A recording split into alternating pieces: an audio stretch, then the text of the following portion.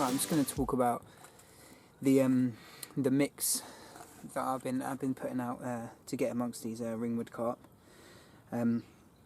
This time I just want to talk a little bit about this time of the year. So it is the 20. Well, what is it now? 26th. Yeah, it's the 26th of March now. It's very, very cold. Like this morning, we had a bit of a hard frost. It was -2 through the night and stayed -2 until about 7, getting to 8 o'clock. So warmed up a bit now. So it's still a lot cold. You know, it can be warmer this time of year, but it's still pretty cold. So I like to base my sort of approach a bit more particle based, due to the sheer amount of bream in this lake. I do put boilie in as well, crushed and whole. So this is the mix. It is, first of all, it's a pigeon conditioner mix. This one is it's a grade A one. This one is called the Super Breeder. It's by far my favourite. It has lots of chunky bits in it, bits of maize. You've got maple, peas, different grains, different pulses, real carpy. And then there's also hemp in there as well. How I prepare the little edge, how I prepare the particle is I soak it for 24 hours in lots of salt. And I wasn't going to say it, but I'll tell people is I soak it for half a bottle of maple syrup. So I soak it for 24 hours with a load of salt and syrup. Do the hemp and the particle together, and then I boil it up for anything from half an hour to an hour, depending on when the hemp opens. And 10 minutes before finish, I put in a load more sugar and the rest of the half the bottle of the maple. The maple is my little edge, and because I'm on the nutcracker, there's chopped nutcracker in here and whole ones, 14s and 18s. These ones have been soaking like this, soaking in here for about 2-3 days now. Sticking with the maple, and the nutcracker has a very mapley sweet bait, and they do love the sweet baits in here. And then a can of corn, and you've got maize that you can use as hook bait. You've got all sorts of seeds in there. Really nice stuff. But yeah, that's how I prepare my particle. Because I often use chili and garlic and all sorts, but I found on this water, the cheeky little maple, it does a massive edge. The best, obviously, maple syrup is expensive, but I also have a little dash of that nutcracker grug, which smells really sort of sweet. But yeah, there's the mix. So what I'm trying to do is create a good feeding situation amongst all of the big sort of shoals of bream. Still some 14 and 18 millers left for the carp to get amongst. Left from the old faithful nutcracker mix of 18 and 14s there. Put a few more in, and then I fish a little mini snowman on top. I would, in a normal snow, if there was only carp, I would 100% just fish a couple of bits of plastic or a little small, like what I was fishing. I started off the session on half a dumbbell with a tiny bit of a pop-up on it. It's almost probably like a 10mm bait, and it's just getting picked up by bream every time. And as much as I love bream when they're big, it's not really what we want. So there's the mix. Carpy, as you like this morning when they were getting on it, feeding on it, I think it was bream, it was slicking up because of the oils you get from the hemp, the sugary. It's just really good mix. After every fish, 3 bombs out. This time of year, nothing mad. Start off with about 3 or 4 on the area. Load it into my ever faithful pouch. That's why I've got this. It's easier to load the spawn.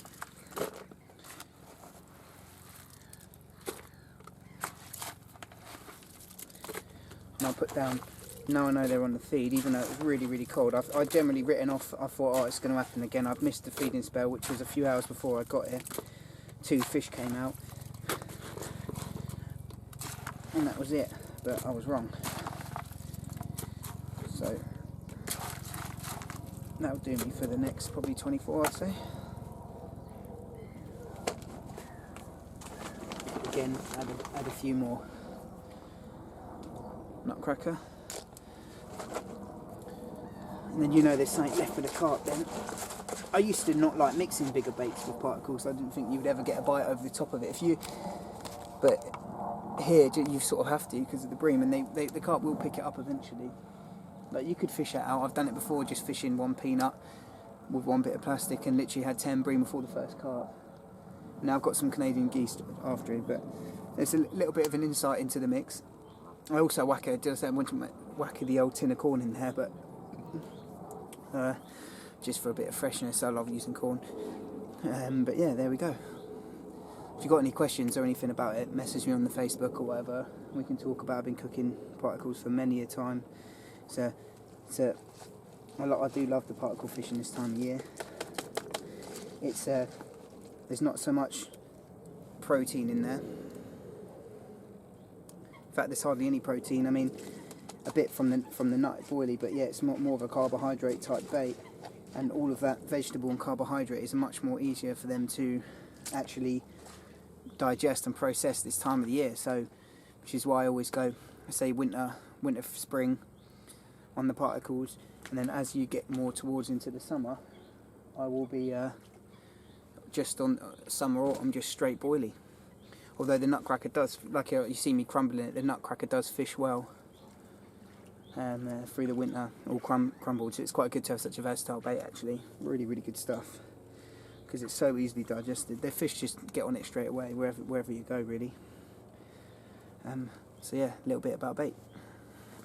Right, I'm just going to talk you through, get a lot of people asking me questions on the Facebook about sort of long range spomming. I mean, it's not mega range, 120 range, but there's obviously a few steps.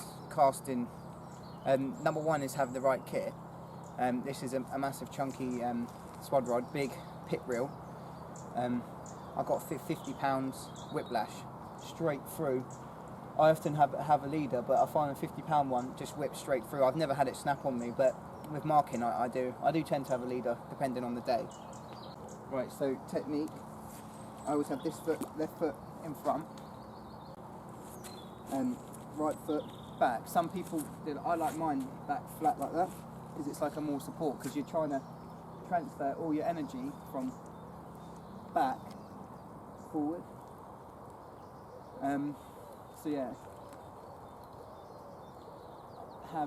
this is another little tip, is always have, sometimes I'll do 2 like that, but I prefer 1. Always have 1 finger this side of the bottom side of this reel, because then you get a much better grip on it, you see? I see a lot of people doing that or that, you get much better grip and you get more velocity, more speed. And then nice big firm grip on the reel, arms extended. Always check that it's not cracked. Make sure that the line's nice and wet.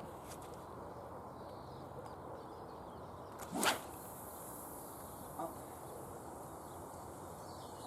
Hit the clip. Nice. Bang on. And that one's clipped up at 27, I think. 27 wraps. And I hit the clip about just under half rod length before it hit the thingy, and it just hits soft. Well, good morning. Welcome back. It's now that I've just done my first. It's for me would be the 3rd morning. So it's nothing last night. It was looking really, really good. I was actually really confident. We had fish showing over both of our spots. It was warm, and it just looked like it was going to happen. The weather warmed up again. It did start to get cold again last night, but not as cold as the night before. And we sort of went tipping it down low, wasn't it? It absolutely hammered it down from about, what, 9 o'clock, was it? Yeah, something like that all night, really. Until about 9 o'clock this morning. What's the time now? It is. Well, it must be 8:30, 9 by now. No, it's about half. Well, she came at 9, so it's about 9:30. Yeah. Yeah, it's about 9:30. So yeah, it's only really stopped in the last hour. And yeah, so hopefully it normally fishes quite well in the rain here, but it seems to have shut off. No one else has had anything. So I had them 2 fish yesterday, and we'll see what happens. Like I said, I was feeling more confident last night than I was the night before. But fish showing all over us, wasn't there? Yeah, I mean, I found a little, cause I've been here for a few days, as you would have seen, and I found a little spot for Toby. I've been trickling a little bit of bait in for him over the lot, and then hoping that he'll be able to nick a bite straight away. And they were fish showing him all night, and he was getting liners all night. All night long, keeping me up liners all night. But he didn't catch anything. I don't know what's going on there. Well, I'll pull them in a little bit now, a little bit closer. So see if I get anything from that. I've left mine out. They were so good where I put them last night. Just put 3 spoms out about an hour ago just to liven up the area, and we'll see what happens. Still got a night and 1 night left, and hopefully we'll get another one. I mean, I'm pretty happy. I can't compare. I'm happy with the session so far, but it's just nice to always nick another one as well. Just keep it going. Yeah, well, I've got to get one yet, haven't I? Yeah, you got to get one. Hopefully. See what happens. Look at all those bugs already. Mate. All those gnats. Everywhere, those gnats. All on my bivvy. They don't come in my bivvy because they're no.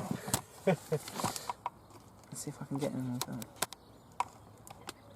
Are they too small to film? Maybe if you zoom in, you probably see them all moving. No, you can, yeah. There they are. It's quite hard to see them, but they're just, these things are everywhere already. Bearing in mind it was hard frost, I'm surprised they didn't just freeze over. Proper drop like little ice cubes, mate. It seems at the moment this lake seems to be fishing well. Oh, heavens. There we go. It seems to be camera. Yeah, it seems to be fishing well during the when it's sunny. They're just warming up them laters, and they just seem to switch them on. It's still looking good for a bite, isn't it? Really low pressure. There's low pressure coming in. I know some other parts of the country got some real low, but it's lower down here as well. It's getting lower, not mega, not like some other spots, but yeah, it's getting lower. Like I say, it's overcast. It's bloody warm. I mean, I was going to post. Where's my phone again? Is it over the side of you? Yeah, it's on charge, isn't it? So look at the. Here, look. Do you want that? Yeah, look at the temperature. So this time yesterday, it was still -2. Oh. Gone up to 11, mate. And now it's 11. So if you think, in 24 hours before we had -2, now it's 11, and what is that? That's 30. Is that 13 degrees? Yeah. 13 degrees discrepancy between 24 hours. Like, them carp must be fucking hell. Look at the amount of them out there now. Cool, we got some bugs. Wait. It's obviously getting warmer, isn't it? If they're everywhere.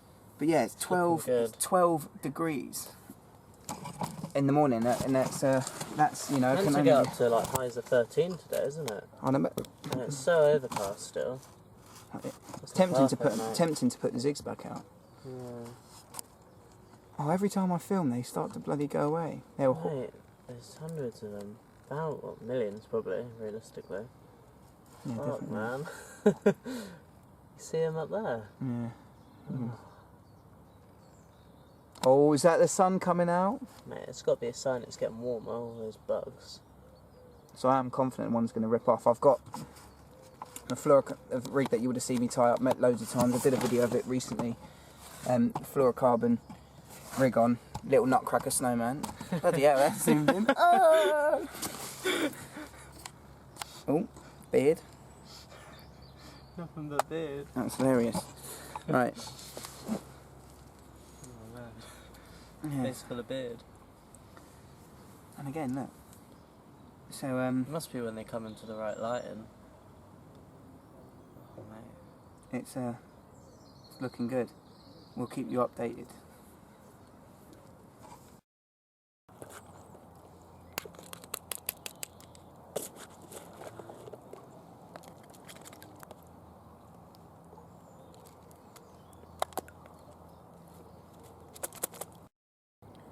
Right, I'm just going to talk you through first two left hand, right hand and middle rod are out, and I'm just about to get the left hand rod out. Just talk you through how I'm presenting in a minute. So I've got, if we start off with this lead here, it's a 4 ounce distance lead. There's a little sleeve on the top, lead core. I've got a little barrel there. You can set that depending on where you want it. I mean, I'm fishing in quite hard stuff, but there's a little bit of silt there, so I'll just give it that just in case it wants to plug in. Fishing the rig helicopter style, tiny little sleeve on there with a stopper bead, and that will just pop off and the rig will go if I go pop like that, nice and easy. If you have a crack or if your fish does you. Going down to the rig. Said fish helicopter style, just one of the IQ D rigs, little mini nutcracker snowman, size 4. It's the R curve, size 4, little bit of putty, anti-tangle sleeve, nice and simple. Now it's a bit windy, it's been really windy, so it's been a bit of a struggle trying to get the rods out. I'll tell you what, I want that bead down low. It isn't.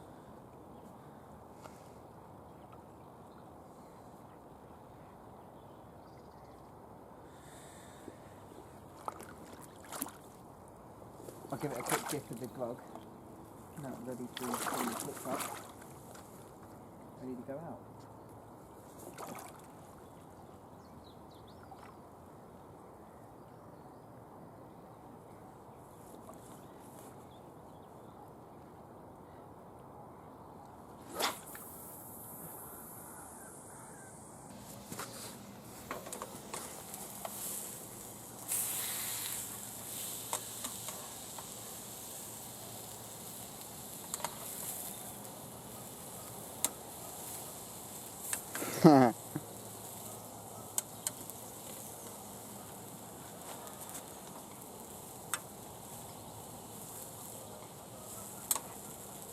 Cooking up a storm.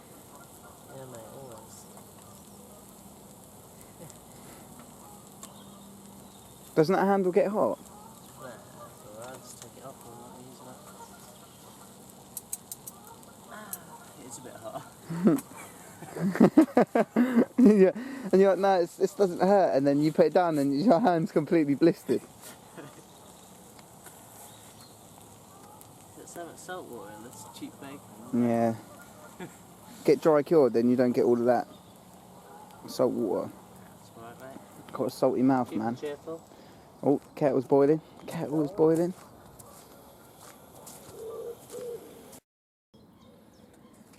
Right, guys, little story.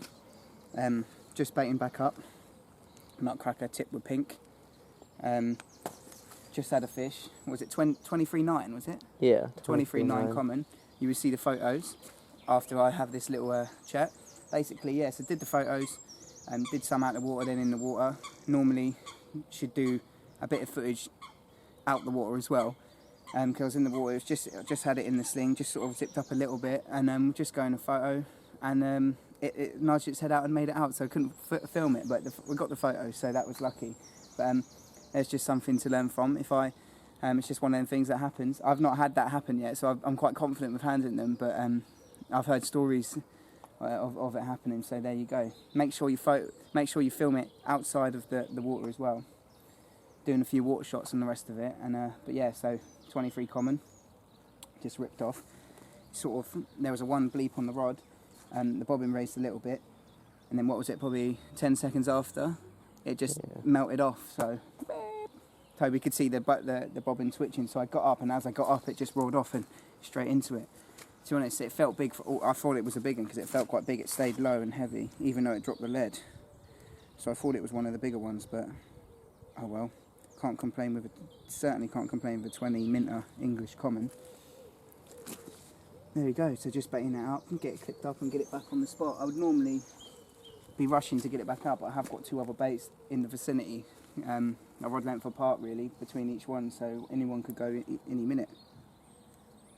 There's not stacks of bites happening at the moment, but you can get a couple if they're up for. So they've been getting on that bait all night. They've been boshing out there last night. I was going to put a few more spombs over the top, but I think I'll leave it because it's the final day, just to see if I can nick a bite instead. Using bright whites and pinks and the yellows and that tipping. So there we go. There's the story of that one. But I'm not upset. It's still got a nice photo. It's one of them things. You also had a cat last night, didn't you? Oh yeah, I forgot to tell people. Yeah, I had a cat, and guy next door. The cats have started to awaken, which is the only negative sort of thing on this lake. People complain about the mahoosive.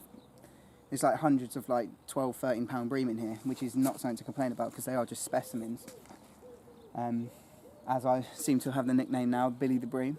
But I can catch a few carp as well now and then. Yeah, it ripped off, and to be fair, didn't think it was a cat because it was it was an alright battle. It felt alright, and it was only 4 or 5 pound little cat. And that guy next door had a big old long battle. He said he was playing it for ages, and it was tearing up all over the place, banging its head. He said he knew it was a cat from the start, and he managed to escape him. So it would have been nice to see a bigger one, but he's not that fussed about them, so he was like, oh, whatever. Just getting this back on.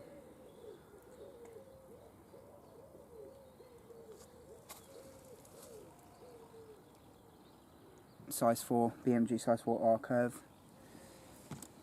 Doing the resilient curve, doing the business again. I'm just getting so in love with these hooks. They're so sharp, and I haven't dropped a fish on them yet, which is always a buzz. Shouldn't say that though, should I? Because you're always bound to drop a few.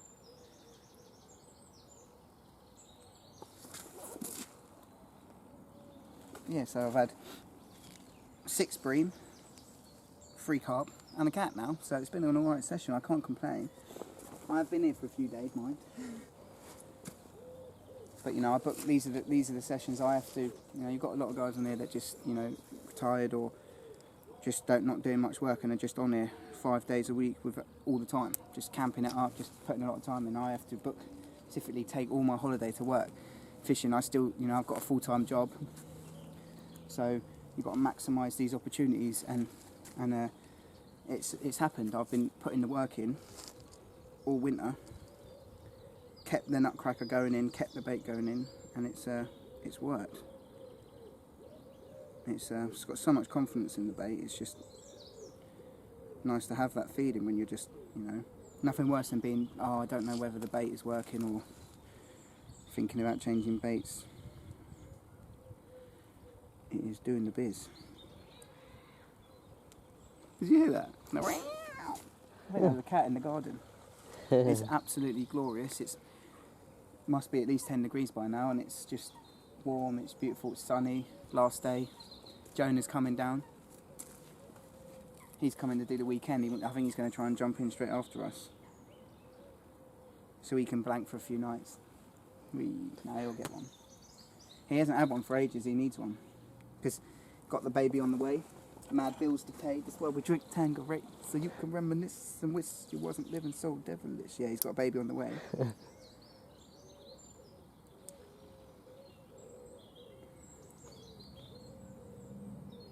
Thoughts on this, right? I always blob everything and put it down, and I've always been paranoid about the smell of the blob.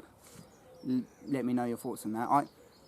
You sort of get a smell for a few seconds and it goes away, but it's never really affected my fishing, but it's something I've always thought about. I don't know whether anyone's got any thoughts on that. Let me know in the comments below. Hit up, don't be shy, hit up the Facebook, Big Go Hunter Facebook, you know, post your pictures in, have a chat. It's always good fun, like talking to light-hearted anglers, having a good laugh, enjoying themselves. So yeah, let's get this one back out.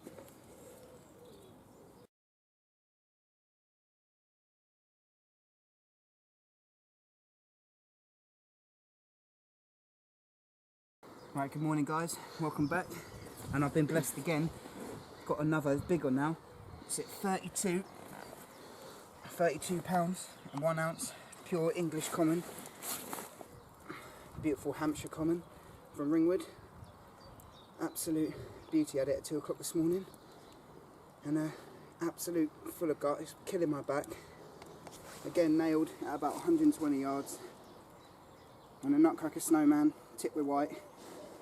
And yeah, absolutely buzzing for this one. Let's get her back in the water and get some water shots. Alright guys, so we're going to get her back, done a few shots. One last look at her. There she is.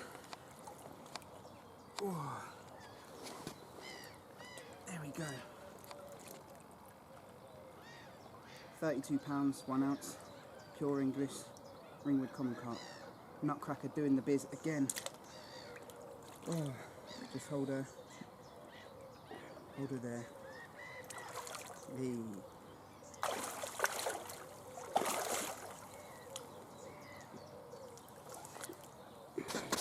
She's ready to go. One last look. Bye bye, my beautiful. Bring me that friend of yours, the small boys. Buzzing.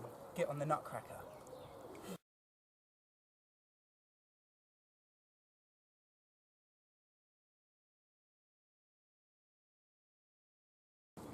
Well, good morning. Welcome back. This is the final morning of my session. So just a bit of a conclusion of what's gone on. It's been a very eventful session, to say the least.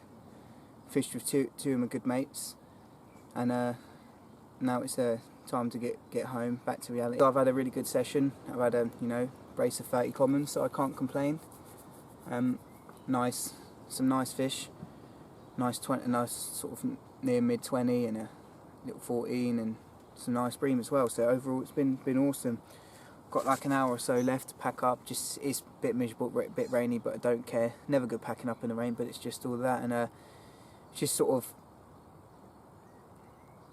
thinking about the last couple of months angling. It has been tough on it for me this winter.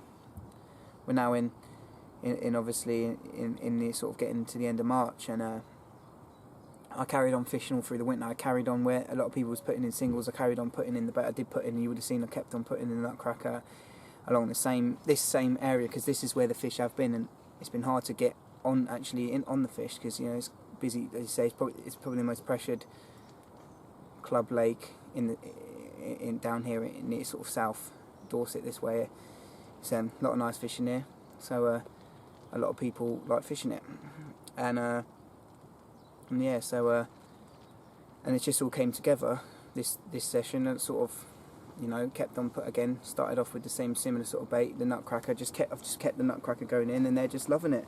Same as last year. As I started putting it in last year, you're getting the bites, and I kind of feel like I've really earned this one. Like, this is what I needed. I've done a lot more back in the day on other waters, a lot more blanks and bits and bobs, but it's starting to wear me down a little bit.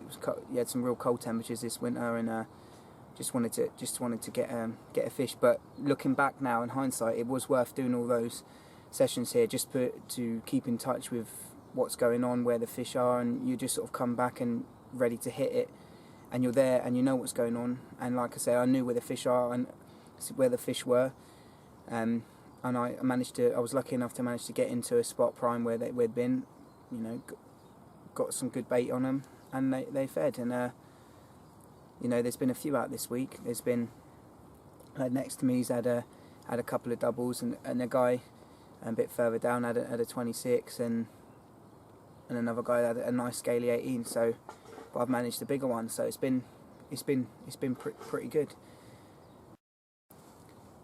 Yeah, and I hope you've enjoyed it, and I hope you have a good season, and it's kicks off and you have a good year.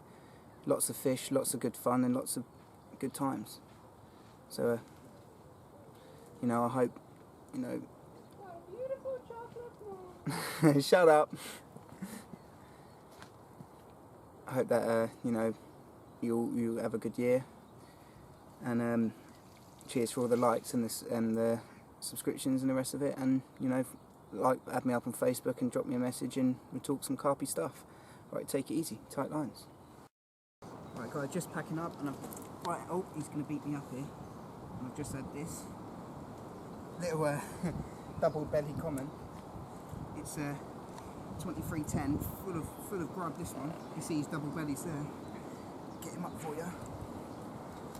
Another beautiful Ringwood English common, and there we go.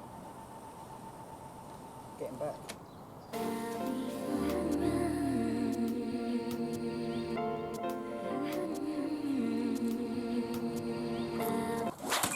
Whoa, still going.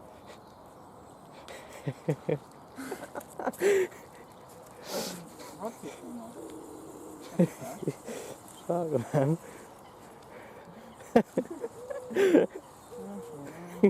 I thought I'd cracked them. I've seen Jonah do this before. I made sure it was on really tight when I set out. It just happens, doesn't it? I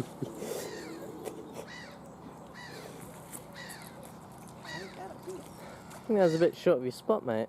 Yeah, it was still flying though.